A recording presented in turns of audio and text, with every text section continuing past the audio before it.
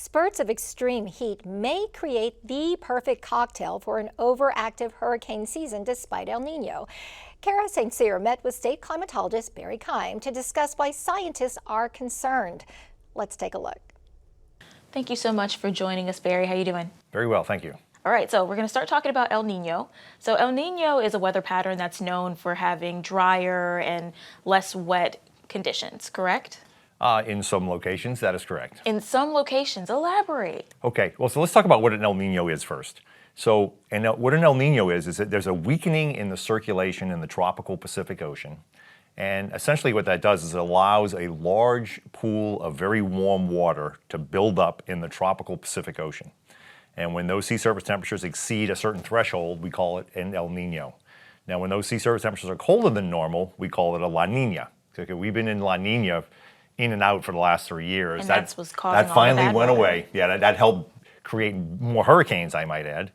That finally went away. Now the pendulum has swung in the other direction, and now we're in an El Nino. Now those sea surface temperatures are running warmer than normal, and that is such a large pool of energy, if you will, like it's fed into the atmosphere, that it has impacts all across the globe, and all these what we call teleconnections. All these little weird anomalies will pop up all over the surface of the Earth that are related to the El Nino, but they happen at a far distance from where the actual pool of warm water is actually located.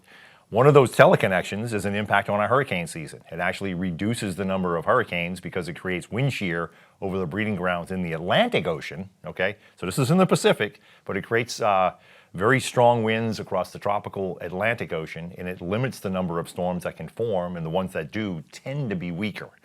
So El Nino is actually our friend during hurricane season. So going into this hurricane season, that's a good thing. But there are other things that also play some role. What's causing these above average or record-breaking temperatures? Well, we have very weak trade winds over over those breeding grounds. And normally, what we call the easterly trades, the winds blow across that ocean surface. Now that picks up moisture, but that cools that surface down a little bit. Now, with the lack of wind blowing across those ocean surfaces, they just keep heating up and heating up and heating up. And again, we're at the point right now to where they're record-breaking and absurdly record-breaking. Well, what are the tropics looking like now? I mean, is there anything coming toward us? Well, it's pretty quiet right now. In fact, what's happening, those trade winds have actually picked up just a little bit since earlier in the season. And now we're getting a little bit of what's called Saharan dust headed our way. That's Saharan air layer.